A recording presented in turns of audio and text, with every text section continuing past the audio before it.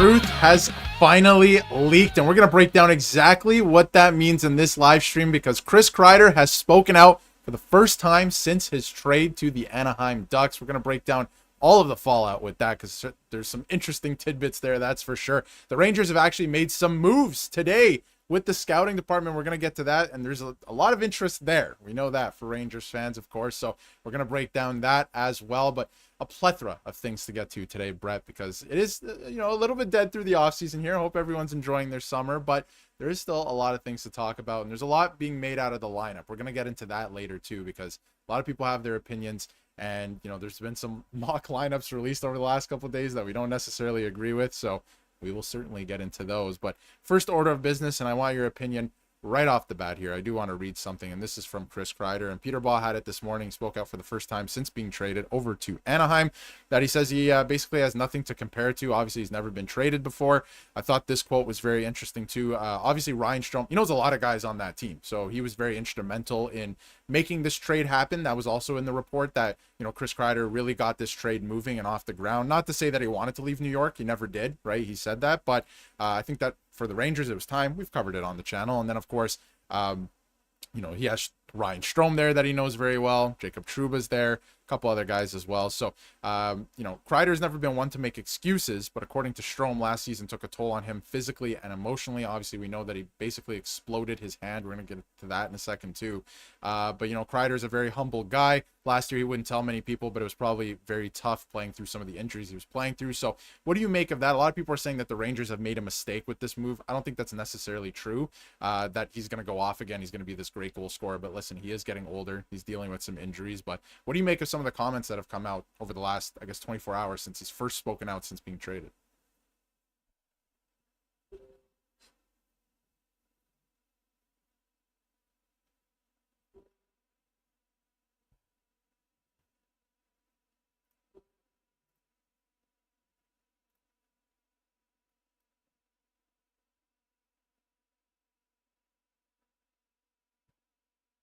Yep.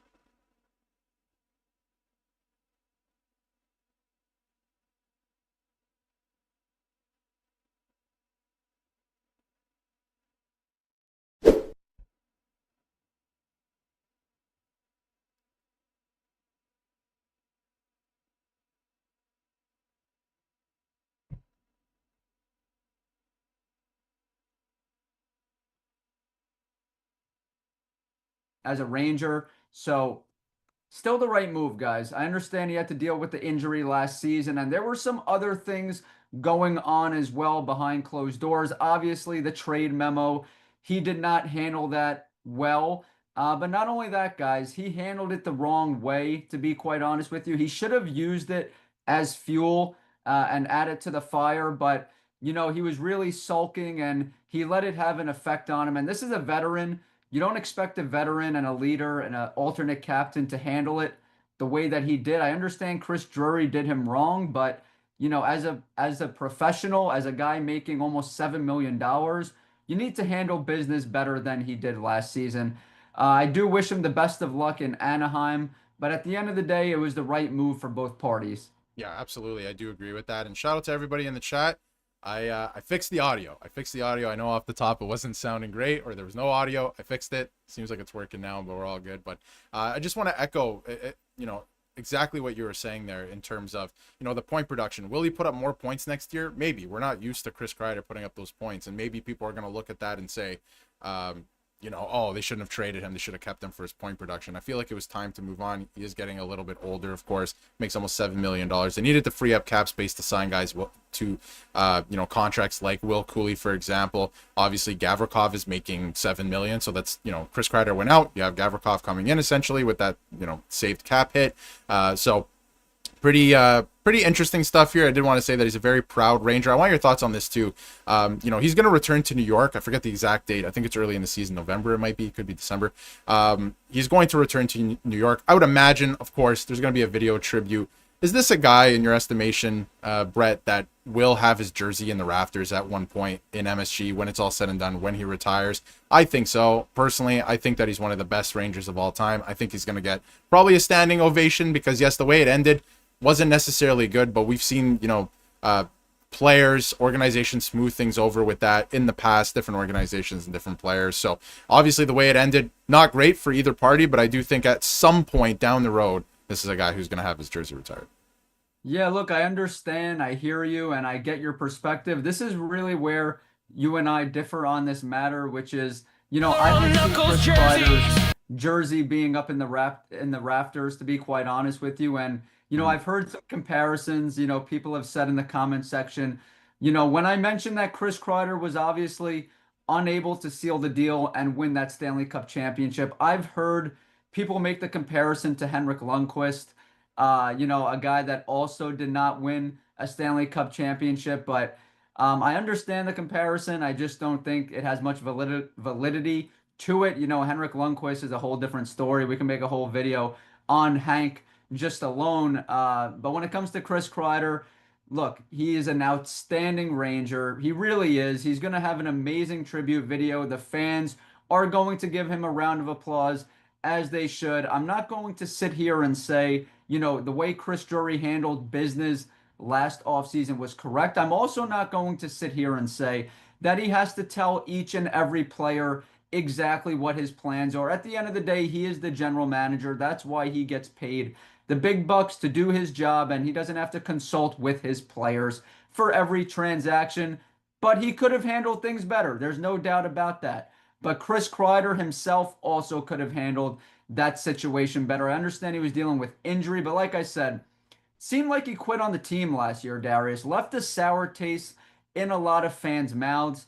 At the end of the day, he will get a round of applause, but I just don't see his jersey up in the rafters at the end of the day. And I think that's fair. I think a lot of people feel the same way as you do, of course. And I think there's a lot of people that think that he should have his jersey in the rafters when it's all said and done. I'm not saying, this season or anything, of course, once he's retired and all of those things. But I think it's pretty interesting. And Mike makes a good comment in the chat here too, that at the infamous barbecue, if we want to call it that at this point, at Panarin's house earlier this season, or earlier last season, Kreider could have been one of the guys to bring the team together and to kind of, dispel anything that these guys wanted to put together in terms of a plan to kind of sewer the season.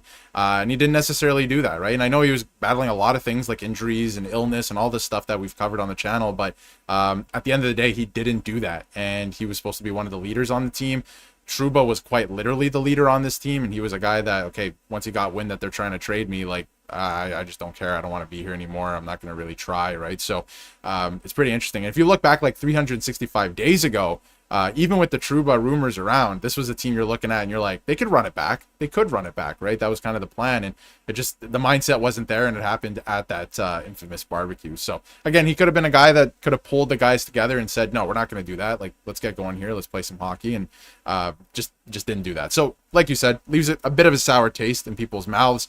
And again, I don't want to blame him too much in terms of quitting, because he couldn't really get into games, but at the same time, he did play in quite a few games, even though he was injured and was dealing with illness. So you got to have that mindset that you want to win, not just give up like halfway through the season. But anyway, reconstructed his hand through surgery. I wish him the best of luck in Anaheim. But we're focused on the New York Rangers. So we will get into some New York Rangers news now, because there's a lot to talk about with some of the moves they've made. Or actually, Brett, I'll throw it to you. Any final thoughts on Chris Kreider? Because we're going to see him again this season, of course, at MSG, and the Rangers are going to make a visit to Anaheim. But any final thoughts on that? Because, again, I think this is the last we'll probably talk of him until maybe his jersey's retired or a ceremony, something like that. But I think that's it. Yeah, my final thoughts are, I got respect for the guy, top 5 Ranger scorer of all time. Can't forget the hat trick against Carolina when fans were literally leaving hats on his lawn. So that was a special moment. Look, when he comes back to Madison Square Garden, if I'm at that game, I'll be giving him a round of applause. I know the rest of the arena will be giving him a round of applause, but, we can't escape the fact that, the decline that he had last year was, he was just an unrecognizable player. 30 points for Chris Kreider standards is really, just garbage. And I'm not gonna sit here and say that he's going to have another season like that, because I firmly don't believe it. I believe he will bounce back. We're not gonna see 50. Certainly going to see a better player than what we saw last year, and we have to accept that. We also have to accept the fact that it was a forward-thinking move. Yep. This is still the right move. It helped us bring in Gavrikov. It's going to help us next offseason in that loaded free agent class, which we'll get to later on in the stream. But it was a forward-thinking move at the end of the day. Chris Kreider had his best moments already as a Ranger, and it simply wasn't enough. They got far, but they weren't able to seal the deal, and that's okay. We move forward, and so does Chris, and wish him nothing but the best. Absolutely. It was a forward-thinking move. Like you said, they got to move forward. Guys like Will Cooley, right? They need that ice time. He should probably be playing in the top six. We'll get to that in a second, too. But like I alluded to, the Rangers have made some moves in their scouting department, which I think has, caught the interest, the eye of a lot of Rangers fans because, of course, we've been talking about how they draft very good players and players that are ranked very highly on a lot of people's boards, but then they don't really develop into anything, right? And Capo Caco, we'll get into that in a little bit as well. Just signed a contract extension with the Seattle Kraken. But Chris Kreider, I think it's pronounced. I don't know exactly, so forgive me. Former Philadelphia and Pittsburgh assistant general manager and director of scouting, has joined the organization as an amateur scout. So he's going to be scouting players in junior, NCAA, stuff like that. And Craig Channel, as well, pro scout since 2023, has left the organization, leaving the Rangers with just 2 pro scouts, which is also an issue, by the way, that they're going to have to solve because if, Chris Drury wants to go out and make a trade, one less person that's going to be giving him the information in terms of who should we go get and why. So they got to figure that out. And then these moves are now confirmed by the Rangers on their team directory page, as you can see here. So he's also saying, and this is Balt Panarin, great account, by the way. I'd expect Drury to bring in 1 to 3 more pro scouts before training camp begins. So we'll keep our eye on that. I think amateur scouts, development staff, that's really where the problem lies at this point. It's not necessarily the pro scouts, even though you probably need at least 1 more. But this team can make trades. We know that. And they can make free agency signings. Like, that's the only thing they can do in terms of, acquiring players. It seems like over the last 25, 30 years, I guess, at this point. But I think the amateur scouting and, again, development is where the problem lies. So what do you make of some of these moves? Again, he did work with Pittsburgh. I find it weird that we are bringing in a lot of guys from Pittsburgh, right? Not just coaching staff, but now amateur scouts as well. What do you make of some of these moves? Yeah, so to start off with the first one, Chris Pryor, that the Rangers brought in from Pittsburgh. Like you said, another Pittsburgh guy, was with Mike Sullivan with the Penguins from 2021 to 2023. He's made some moves as the assistant general manager with the Penguins under, I forgot who their general manager was at the time. Maybe Ron Hextall, maybe? Hextall, Hextall or so, yeah, Hextall. Yeah, so he was working with him, and they made a lot of trades, a lot of maneuvers to, really max out the remaining years of, Sidney Crosby and Evgeny Malkin and try to really compete in the Eastern Conference. And it just simply, failed. It didn't work out. We saw Pittsburgh make a lot of trades at the 2023 deadline. They brought in Mikael Granlund, obviously. They brought in Bonino and some other guys, and, all didn't play well. We saw a lot of underperforming there in Pittsburgh, missed the playoffs for the first time in nearly 2 decades. So that says something. The Penguins are always a fixture in the postseason and didn't make it that year. And then we saw a bunch of firings happen, right? We saw Pryor get fired. We saw Hackstall get fired, and Mike Sullivan was still around. They did not remove Mike Sullivan from Pittsburgh as the head coach. So that says something. There's a lot to be said there. Just shows you the respect that they have for Sullivan and the pedigree and the resume and the type of effect that he has on a locker room. And the other guy, Craig Channel, I don't know much about him, but I do know that the Rangers are now left with not many scouts, and it's a bad thing. We've said here on the channel that the Rangers have done a nice job bringing in players, drafting young players, but they just simply haven't been able to develop them, and a lot of it has to do with head coaching, Darius. So I'm really hopeful for Mike Sullivan that things change because, we've seen Peter Laviolette, we've seen Gerard Gallant not prioritize these young players, stick them far down on the depth chart, not really give them any ice time. And it's hard to develop consistency that way. It's hard to put these players out of position and expect them to develop. It's just, like Lafreniere, like Capo Caco, who we're going to get into here in a second. You put these young draft picks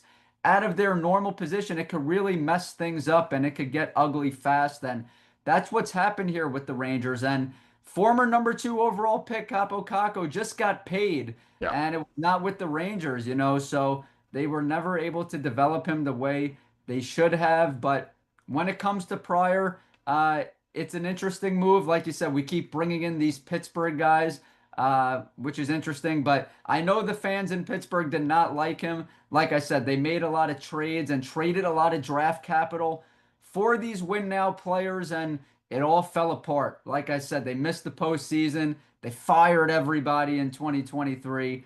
And, like the Penguins fans don't like this guy. So I hope he's able to change things here in New York, but time will tell.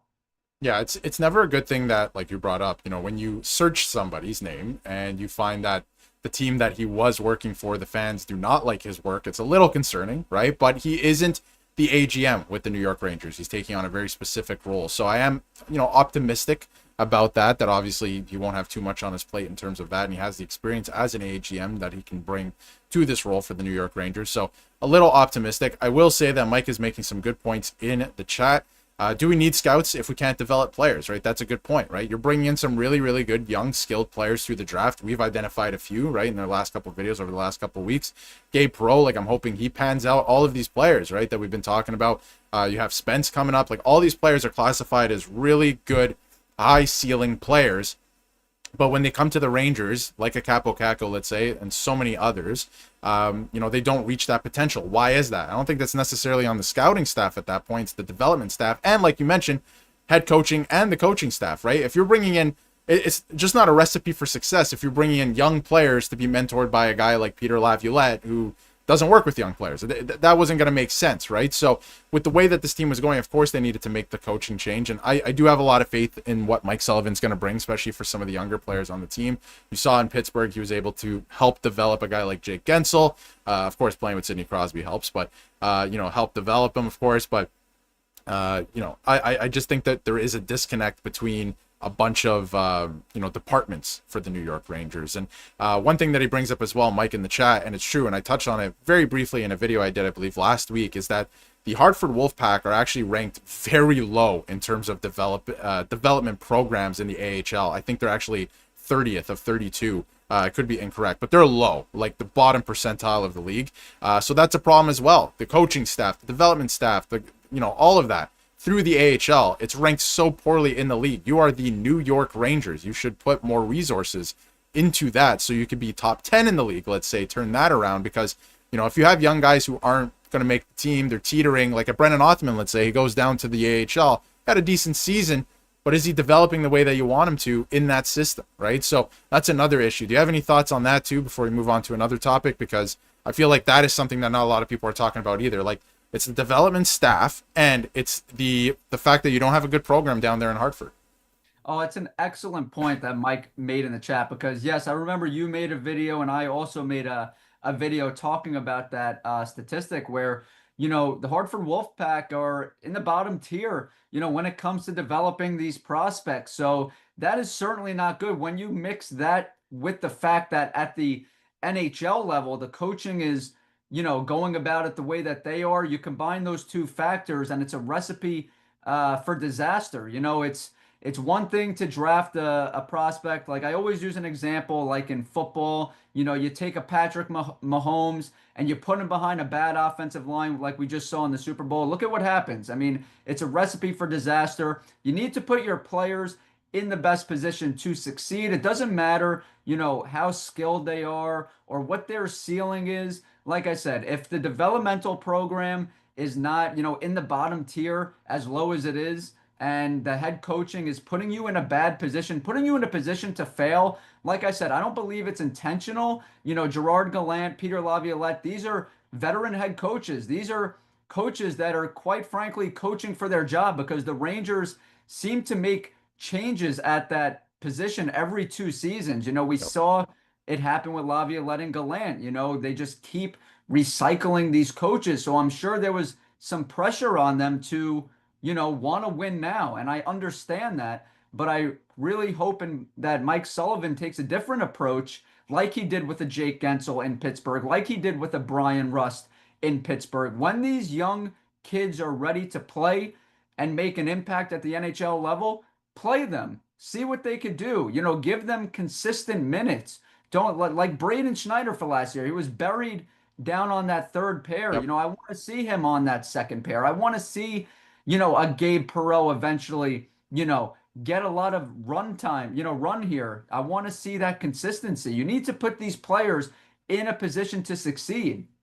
Yeah, 100%. And I think that, to piggyback off of some of what you're saying too, and a lot of what, Mike is saying in the chat, the Hartford Wolfpack finished top four. And the last time that they did that, that they finished top four was 2014-15. That is over 10 years ago at this point, 10 seasons ago. And then before that, it was 2008, 2009. And you need to figure out what your identity is. If you look around the AHL, and identity is a problem for the Rangers on the main roster as well. But if you look around the AHL, the Hershey Bears, for example, they're always a great team and win Calder Cup, so they're always in the mix, right?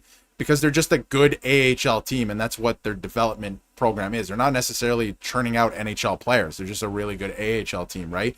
But the Hartford Wolfpack don't develop players, and they're not a good AHL team. So what are you? You need to figure out your identity, right? So, you can see it in junior. You can see it in the OHL. There's a lot of teams that maybe don't have a lot of team success, but these coaches and these GMs, they turn out NHL players like nothing. You look at the Erie Otters, right? Over the years, maybe not the greatest team success. There's a couple other teams in the league that turn out successful players, don't find team success, and vice versa. They're finding team success. They win a lot of championships in whatever league it might be, but you're not turning out as many NHL players. Find your identity as a team, and I would hope for the Rangers' sake, the main roster, that it's developing players, because the way it is right now, you're not doing either of them, and that's not doing anyone any favors. So they got to figure that out, and I think it's a clear disconnect between scouting staff, development staff, the main roster, not just the main roster, but like the coaching staff. And of course, that bleeds into when a player is drafted. If they don't make the team, they're going down to the AHL, but what are they learning down there? Are they actually developing? Are they going to be able to put these tools to work that they have in real game situations, and then they can be called up and make an impact at the NHL level? I haven't seen it with this organization, right? So pretty it's an interesting topic, getting a little fired up here, that's for sure, here on the stream. But any final thoughts on this, Bret? Because we're going to move on to another topic that's going to have us fired up, and I'm sure the chat as well. And send us questions in the chat. We'll answer a bunch of stuff as we go here, but we're going to get into some mock lineups as well, which a lot of them that are being floated right now are insanity. But any final thoughts on this? Yeah, the Hershey Bears, baby. I love that. That was fun there, talking about the Hershey Bears. That was a great point, though. Like what are you actually good at? You're not winning games, you're not developing anybody, you're not turning out any NHL stars. So, what's your identity? And, the Rangers themselves had an identity crisis last season. It feels like the Hartford Wolfpack have had an identity crisis for many, many years, and they're a big contributor to this problem. Like I said, you could bring in all the scouts you want, right? They could have the track record. They could be the best scout in the entire NHL. None of it matters. Yep. None of it matters unless you build your program the right way. You develop these kids, you put them in a healthy environment, and then when they come up to the NHL level, you need your coach. You need everybody aligned in this, Darius. Everybody has to be, pulling in the same direction. So the Rangers got a lot of issues. I'm surprised that they've been able to contend year in and year out the way that they have. I guess, because they're willing to spend money and bring in these veteran stars. But, it'd be nice to have, an Alexei Lafreniere turn into a top player in the league. It'd be nice if we could have had a Capo Caco. It would have been great to have that duo develop with each other and turn into a star-studded tandem. And it's always nice to bring in free agents and, splashy moves, but there's just something special about developing your own. And that's why Will Cooley, it was so great to bring him back the way that they did. There's a different element bringing in and developing your own and watching them blossom into an NHL star. And the Rangers just haven't been able to do that. Aside from Will Cooley, who wasn't even like, a can't miss prospect or anything like that. That's what Lafreniere was supposed to be. Everybody told me this guy was a can't miss prospect. You can't miss this guy. Haven't seen it as of late. Hope he could turn it around. We'll talk about that later on in the stream, how the Rangers could put him into a better position to succeed. But, I would just like to see them develop their own, and just haven't seen it lately, Darius. What's pretty crazy too, you bring up Lafreniere. I was reading something the other day that I completely forgot about. That Lafreniere actually won Player of the Year in the CHL back-to-back years.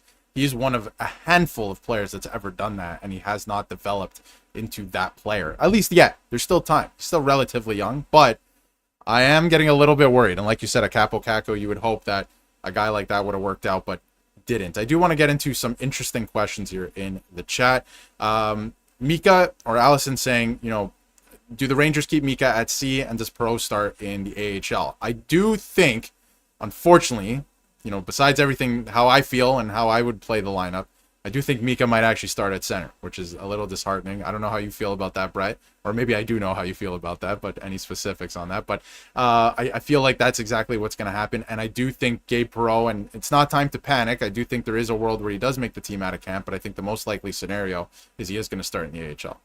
Oh, well, you know how I feel about this. I mean, come on. I mean, Mika playing at center. I mean, that ship has sailed. We saw it last year. We saw how it played out. It was a complete disaster. The guy can't defend anymore. He looked absolutely electric on the wing. So what are the Rangers going to do? What they're going to do is they're going to put him at center when he looked atrocious there. And in 25 games, he had 28 points. 28 points on the right wing, working next to JT Miller. Yep. But the Rangers are going to, Chris Drury and his staff, they're going to try to convince us that we're stupid and that they have more analytic information than we do. They have more knowledge than we do. And it's just better to keep Mika at center. Well, didn't look too good last year. Sorry to break it to you. The Rangers, we're 13th in the Eastern Conference. You can't make this up. How do you go from 2 wins away from a Stanley Cup to third? Who was worse than us in the East? Was it the Penguins? Maybe the Penguins. Penguins were worse. Yeah, there's a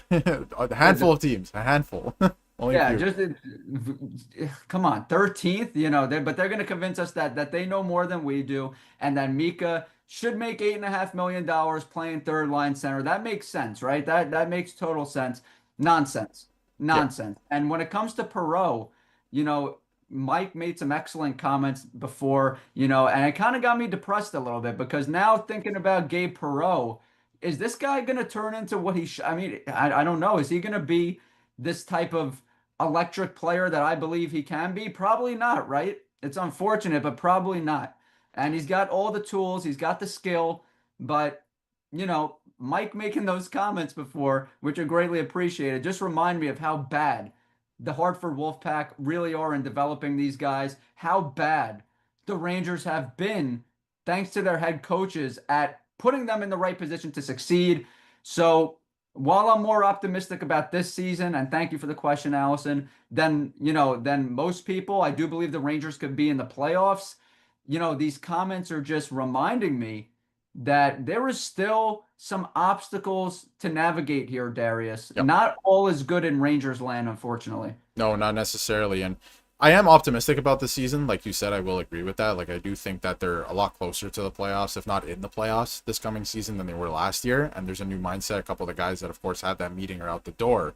But I am a little bit worried. And I do think, personally, I think Gabe Perreault should start in the AHL, because you played him in the NHL last year. He didn't do anything. And I don't think it was necessarily his fault. But I think he should go to the AHL, gain that confidence, put up some points, because if he starts right away in the NHL and things don't go well, which I think that he can in terms of skill play in the NHL. I do believe that. But if things don't go well, you know how the fan base is sometimes. And this is not again, we all expect the best out of the Rangers, of course, right? But you know how sometimes the fan base can get, here we go again, right?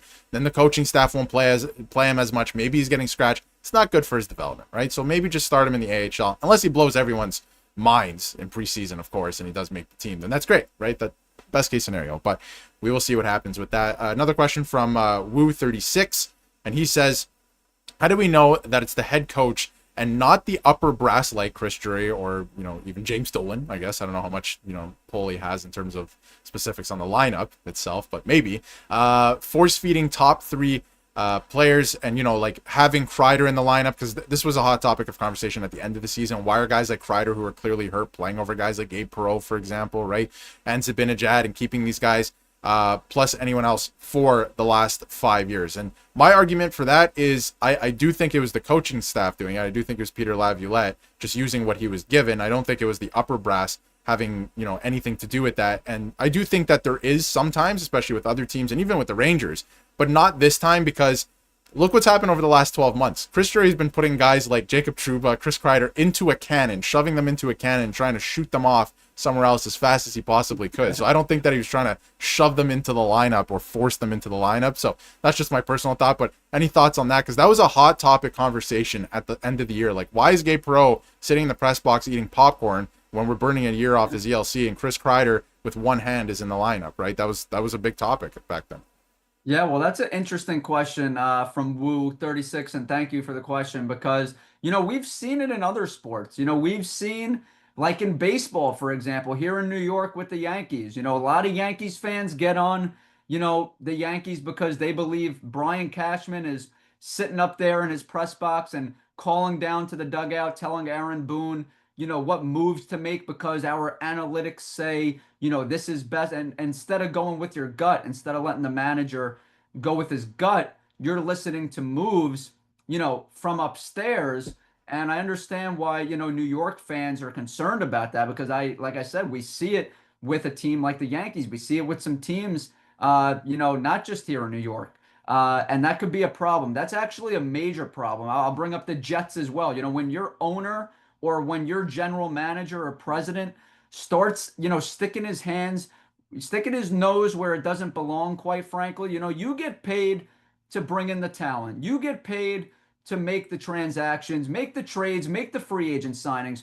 Your head coach or manager gets paid to manage. It's that simple, right? The general manager doesn't get paid to make trades and also make lineup constructions. That's not how it works. So once that starts happening, that's a major problem. I don't believe that's the case with the Rangers, because, you talk about Peter Laviolette, Rangers fans like him. Other Rangers fans can't stand him because, of this past season. But we have to respect the man. We have to respect the fact that he's a Stanley Cup champion. We know what the resume is. Gerard Gallant doesn't have that Stanley Cup, but we understand what his resume is as well. We respect him. Yep. And, with Mike Sullivan, that's why at first I didn't like this move, Darius. You know that. I said the Rangers need to think outside the box. No more retread coaches. Enough of this nonsense. But now the more that it's, that I've settled in here and accepted the move, the reason the Rangers did this is because this is a sergeant. This is a chief. This guy, you know who he is when he walks into the room. He's not going to stand for nonsense. He's just not. That's why, I mentioned earlier in Pittsburgh, everybody's getting fired. Yep. Mike Sullivan didn't. Mike Sullivan's still standing there. I know, what happened a year later, but, when everybody was getting kicked to the side, not Mike Sullivan. So 2-time Stanley Cup champion. You know who he is. Everybody knows who this man is. So I don't believe that he is going to let Chris Drury call him from upstairs at Madison Square Garden and tell him what to do. That's not going to be the case. So I wouldn't worry too much about it. No, and I don't think that was the case even last season. I do think there are scenarios where that does happen. I do believe that. Maybe, over the course of like 3 games or something like that, or maybe after a trade deadline. Maybe I do think that there could be cases like that, but I certainly didn't get that vibe last year personally, and I don't think that's necessarily the case ever. I feel like the coach and the GM work together. Who do you need? I'll go out, I'll trade for them, whatever it is, and then you figure it out. You play them in the best position possible. You're in practice every day, all of these things. So I think that's the way that it is, and probably the way that it should be. So Allison's asking a question. This kind of plays into Cadiz's question as well. Who do you have more belief in, Brett Berard or Brennan Othman? This is an interesting one. For me, I'm a big fan of Brennan Othman. I like his skill set. I think that he didn't put up that many points, but if you watch the games, he was really engaged. Like, he was making things happen, and I know that he was playing with Panarin, and like I could have played with Panarin, things would happen, right? But like, I get all those things, but he actually looked engaged. He looked like he was hungry, and I feel like he could put together a really good season. He also was coming off an injury. Let's keep that in mind, like midway through last season, right? So I really love him. But in terms of who I have more faith in or who I would utilize more, I think it's Brett Berard for me personally, because he is a heat-seeking missile to me. Like, I know that he doesn't have the size, but this guy just hits everything that moves. He's in on the forecheck. He plays with no fear. You need more of that in the lineup. And he has a shot, pretty good vision. Like, he's everything that you kind of want in that type of player on the third line, right? He can chip in for goals here and there. He's a pretty responsible player. He can bring the physicality. So, to me personally, I would have him over Brennan Othman right now. in the lineup, but again, that's just my eye test looking at some of the stats. He actually put up some decent points last year when he was playing the NHL. I was actually very disappointed when they sent him back in January, but I get it. Obviously, you have to make salary cap space, but what is your take on that? Yeah, Darius, you made a lot of good points there, and I have a lot of, we're kind of in line here. I'm a big fan of Brennan Othmann as well. Let's not get that confused. Brennan Othmann, I really see a lot of potential, really like his game. Brett Berard, I got a lot of respect for Berard as well. He also has my name, spells it with two T's, but I like Brett Berard as well. And I always refer to Berard as like I like your missile comparison, like a missile. I always kind of saw him as an Energizer bunny, right? Yes. He's sort of that Energizer bunny, excuse me. He doesn't have the size, and he's not so physical. He tries to play physical, but obviously going up against some bigger guys there. But he does bring the energy. He had a pretty good year last year. Pretty good year. I believe he had 10 points in a little over 30 games. So we saw 6 goals. So we saw the, offensive upside. Needs to improve in the D zone a little bit, but so does Othmann. They both need to improve in the D zone. I believe that, Sullivan will be good for the both of them. Sullivan has a little more structure when it comes to defense, and I believe that'll bode well for these young players. Both of them also have in common that they're aggressive forecheckers. Both are aggressive forecheckers. We know Mike Sullivan loves that. Yeah. He's got a solid defensive structure. He wants, hard forecheckers. So that plays, well for both of those players. When it comes to Sullivan, deciding who he's going to play on a night-to-night basis and situational type of hockey, who he's going to put in there. But let's not get it twisted. Othmann, former first-round pick. Berard, former fifth-round pick. So obviously, Othmann coming out of the draft, known for that electric shot. He really does have an electric shot. We didn't see it at the NHL level, unfortunately. Only 2 points. Didn't have a goal. But at the AHL level last year, he was playing well. He really was playing well. He was set back with that injury, that upper body injury, and slowed him down. Eventually came back, but didn't look too sharp with the Rangers. But like you said, Darius, great point. Always was engaged. Stats don't always tell the full story. Yep. This is a player that was always engaged. He's got the want to, not like these other players on the Rangers who didn't show effort on a night-to-night basis. That was not the case with Othmann. So I like the potential. He's got to get a little faster and more explosive, but he does have an explosive shot. I will say that. And Berard, they both have a place on this team. Let's put it that way. They should both be key contributors to this Rangers team this season and moving forward. Great question. Yeah, and if one of them doesn't make the team, like whoever doesn't make the team is next man up, right? They're going down to Hartford, but they're next man to be called up. And I think it's interesting. Like Othmann's season was a weird one. Like he didn't make the team out of camp. Everyone was like, man, here we go again kind of thing. Like, kind of expecting him to make the team at this point. But, he put up really good numbers in Hartford with the Wolfpack. Say that 10 times fast. Yeah. With the Wolfpack. And then obviously had that injury halfway through the season that really derailed things. He put up decent numbers after that in Hartford. Again, like he was putting in some good work. He didn't really let that injury derail his season besides like literally missing the time. But then he was called up to the NHL, didn't put in the points or didn't put up as many points as people would like, but he was putting in the work. But to me with Brett Berard, if you're asking me the question, one or the other, it is Brett Berard for me because puts his head down, gets to work, doesn't cheat the game, all of these things. Not saying that Brendan Othmann doesn't do these things, but it's more noticeable to me for Brett Berard because I like that analogy you brought up too, like the energy bunny, where he gets on the ice. He might have some lackluster shifts from the top guys, back-to-back shifts. And I can't remember exactly what game it was or where they were. It was on the road, but he got on the ice. He was playing fourth line minutes, I think. He came in on the forecheck, hit somebody, took the puck, created a scoring chance, and you're like, whoa, okay, interesting. And then he started to put some shifts together after that, right? So, he's that type of guy that can drag you back into the fight a little bit through his play. So really, really like Brett Berard, but it's going to be interesting to see what happens. If there was a hypothetical trade, this is from Mike, regarding Eichel coming over to the Rangers, because of course he's a free agent next season, right? So I could see a world where Vegas is like, hey, if you're not going to resign, which I don't know why he wouldn't, but there's a world where it doesn't happen. If they wanted to trade him, would you include Gabe Perreault and a bunch of picks in there? Would you give up Gabe Perreault for a guy like Jack Eichel? Let's keep in mind, Jack Eichel is still young. He's a Stanley Cup champion. and he's a great player.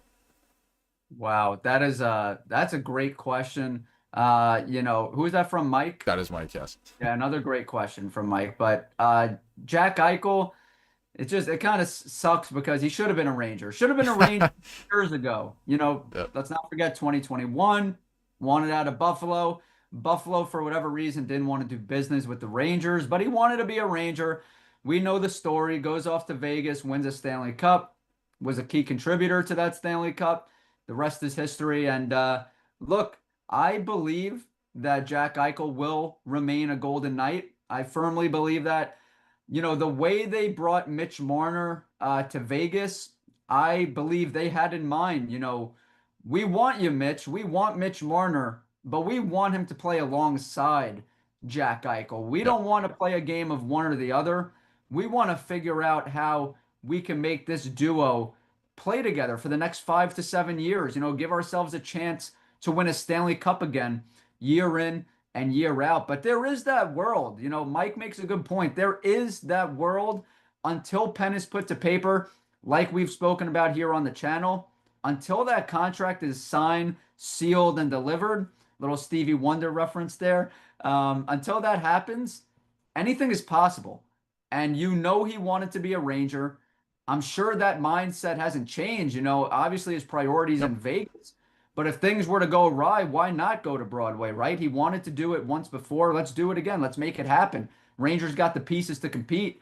But I wouldn't do it, Darius. It's hard for me to say. It took me a while to get there. I was thinking about it the whole time as I was talking, and I'm just not there. I understand the Rangers haven't been able to develop their guys, but I'm so high on Gabe Perreault, and the Rangers need help at right wing, and he could be their long-term answer. And if things really do become a problem in Vegas, let it play out. See what happens. Hopefully he hits the market next year, and you can make a run at him, right? But the Rangers, where they have the most depth is up the middle. It really is up the middle. So would I love Jack Eichel? Yes. Do they necessarily need him more than a Kaprizov, more than a Kempe or somebody or a Robertson? No.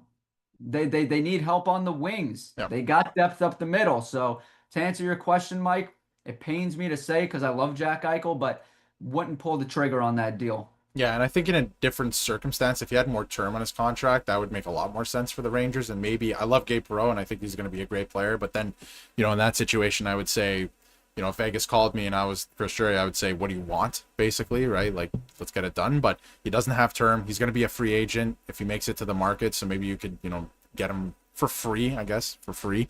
Connor McDavid as well next year, obviously a loaded free agency class. But yeah, I think it's an interesting one. I think it makes sense if he had term on his contract. You would have to move out a center for this to work. You would either have to move. JT Miller's not going anywhere. You have to move off either Mika Zibanejad or Vincent Trocheck, and I don't think it's Vincent Trocheck. So I'll just leave it at that. And it's probably going to be hard to move off Mika Zibanejad in that case, but it's an interesting one. Would I love Jack Eichel on the team? Yes. Via trade, not in love with that idea at this point, at least with that 1 year remaining.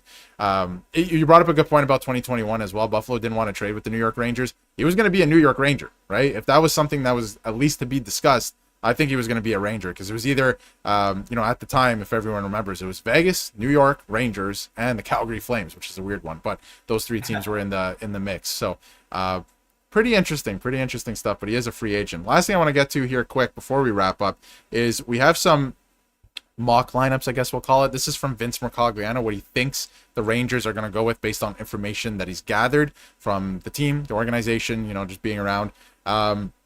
He thinks that the first line is going to be Panarin, JT Miller, Lafreniere. That is an interesting one to me, and I'll get to why in a second. But second line, he has Cooley, Zibanejad up the middle, Othman on the right. Very interesting one as well. Don't really like that one. Doesn't have too much of an identity. You got Berard in the lineup with Trocheck, Radish. That's a decent line. I do like that line. And then you got the fourth line there. We know exactly who that is, and it's going to be that way when the season starts. Edstrom, Carrick, and Rempe. And then the defense pairings.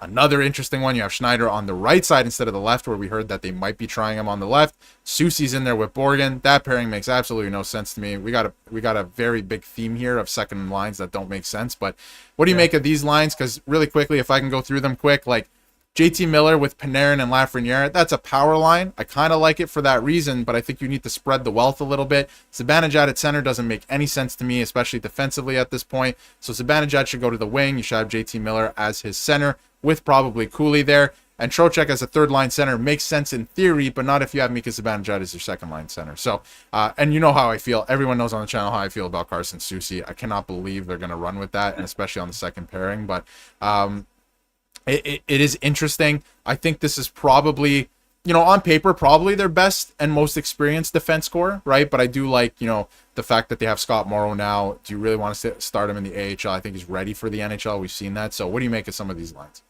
Yeah, look, I'm going to do the same thing you did, kind of briefly go through each line here. And look, I love Vince. I was waiting for his text today. I said, it's a weekly Wednesday live stream. I said, where's Vince's text to give us some juicy nuggets? Never got that text, but it is what it is. We got a lot to talk about here today, as always.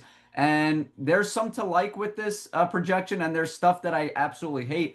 It is better than NHL, what they came out with this morning, which was just yeah, I could bring that up as well. Just probably one of the worst lineups. Yeah, pretty, yeah, go ahead. Pretty bad stuff. I'm not even going to waste my time going through it, but to get back to Vince's projection for a second, which makes more sense. So let's talk about the first line, right? Like you said, this line, they'll take your lunch money. This is an explosive line, but you got to spread the wealth a little bit. Like you said, why break up, Panarin, Trocheck, and Lafreniere? I really love that line. We saw what that line did when they won the President's Trophy, right? Even last year, everybody had a down year for the most part, but that line was still pretty good. When they played together, outscored opponents 36-28 in 60 games together, so they were still productive. Moving along to the second line, this is interesting. I said it here. I said it on the live stream that the Rangers are notorious for putting young players out of position. Yep. That's what Vince wants to do here, putting Othman at right wing. I understand what he's trying to do. If you really look at it closely, he wants both Berard and Othman to be in the top 12. So I get what he's doing there, but, at what cost, right? Why put a young player like Othman, who has real potential, on the left side? Why move him to right? Doesn't make sense to me. Same thing they did with Lafreniere. Yep. So that's an issue I have with the second line. Zibanejad, obviously, I don't like him at center. Certainly don't like him as their second line center. So there's a big problem. Third line is interesting. I agree with you, Darius. You got a mix of youth, got a mix of some veterans. You got Radish, who's in the middle at 27 years old. That's an interesting line. But like I said, Trocheck just makes more sense to have him on that first line. It's a very productive line with Lafreniere and Panarin. And then when it comes to the fourth line, solid, your identity fourth line. We've spoken about it here on the channel. Obviously, Gavrikov and Fox, that's a shutdown first pair. That's second pair, like you said. There's a theme going on of these second lines just not being good. And that's certainly what this Soucy Borgen line is. Nothing against Borgen. He does what he's supposed to do. But don't you need a guy on the left side that can move the puck? Don't you need a guy on the left side with some offensive potential? It screams Braden Schneider to me. That's what really, not Carson Soucy. So I just don't see it. And even Carson Soucy on the third pair, I wouldn't like. I'd rather see Matthew Robertson next to Scott Morrow, which would make more sense to me than Carson Soucy. So that's how I feel. Decent projection from Vince, just not what I would go with. There's some good, there's some bad, but definitely not as bad as what NHL put out this morning. Yeah, and I want to touch on that in a second very, very quickly because there's not much to break down with that. I don't know who's watching the Rangers games over there, but I do think that, our lineup, or what we're, the lineups we've been projecting over the last little while, I think it's the best case scenario, but it never really usually happens that way, right? Like, they have different analytics, like we brought up earlier in the stream, and they're going to think that, Zibanejad should play center because it makes us deeper, but it really doesn't. If you watched any games last year, Zibanejad was constantly getting beat by the opposing team center, and they were getting scored on. I don't know what analytics are telling you that that's a good thing. So it's just not, right? So, and then with the defense pairings, again, I let the kids play. I think Robertson having his physicality beside another big boy and Scott Morrow, 6'2", who's an offensive defenseman, could be a recipe for success versus Vakanainen and Schneider, where Schneider's a great player. Why is he going to be playing on the third pair? Why are you hiding him down there, right? He should be playing on the second pair. Try him on the left side. If it doesn't work, then of course, yeah, put him back on the right, right? If it doesn't work, and we know, but we don't know that right now. So I think that's something they have to at least explore. Again, I wanted to bring this up. This is what NHL.com put out today. This was, you sent this in. This was a good laugh, actually. I thought this was pretty funny when you sent this over to me. The only thing I think I would agree with is Johnny Brodzinski. Not a lot of people are talking about him, and somebody did just mention it. JTB did mention in the chat. Nobody's really talking about him. It is true. Nobody's really talking about him. He could see some time in the lineup. You can't even find Juuso Parssinen on Puckpedia right now. We had a video on that yesterday, which is absurd. And then Gabe Rose in this lineup. This one, I mean, this doesn't make sense to me. I don't know, like, where's Matt Rempe, right? Like, there's a reason you kept the guy around. So that's an interesting one. And then the defense pairings, again, are very similar to what Vince has, so I'm not going to break those down. But those forward lines are just, besides Mika on the wing and Johnny Brodzinski in the lineup, that is something, certainly something. So just wanted to highlight those. Don't think they're going to play them like that, but they have a lot of different possibilities they can run with, which is not necessarily a bad thing. But any final thoughts here, Bret, before we wrap up today, because there's a lot going on still with the Rangers. We're going to have another video tomorrow as well on a major update on one player in particular. I'll just tease it like that, and a couple other updates as well. But any final thoughts on what we've covered today? Because there's still a lot going on. There's a lot of question marks in terms of where guys are going to play, and I feel like we'll only really get the answer closer to training camp or through training camp. But based on everything I've been seeing right now, getting a little scared in terms of who's actually going to be on the opening night roster.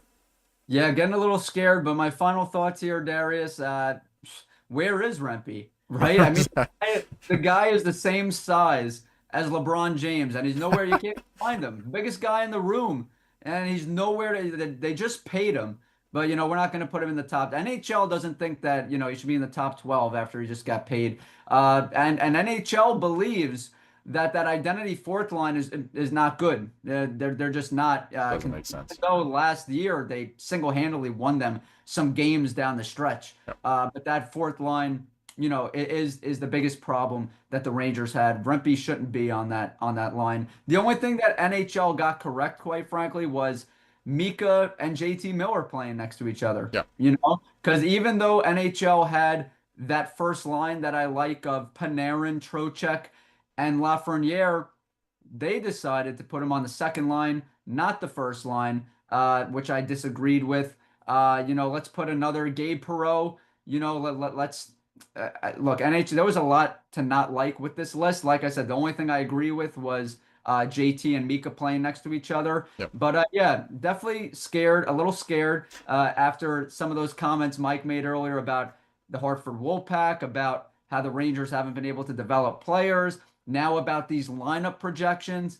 Nevertheless, the Rangers' strengths, I believe, will get them over the hump in the sense that they will get into the playoffs. I firmly believe that. They can't be as bad as they were last year. It just can't be. Yep. And yeah, make sure you give us a follow on X at Rangers Digest YT, because the conversation always continues over there. We will have another video out tomorrow, like Darius said, a major update.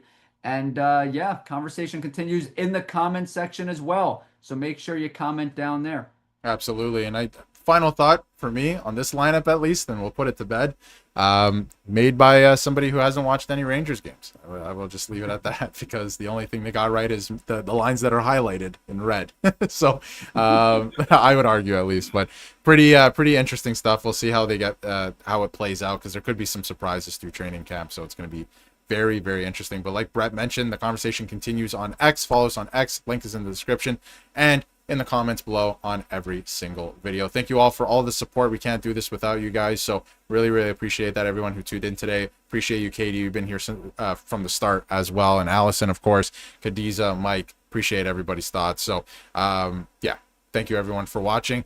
Not sure if there will be a stream next week. Stay tuned for that. We'll have an announcement, but you know, there might be, but we're going to have videos and content, of course, throughout the summer, because there's always something happening with the New York Rangers. So thank you everyone for tuning in, and we will catch you next week and in a video tomorrow morning.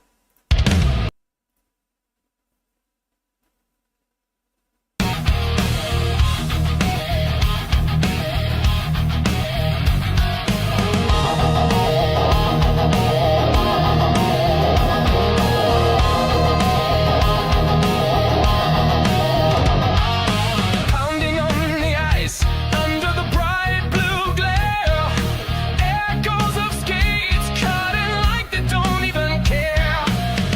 wolves in the garden.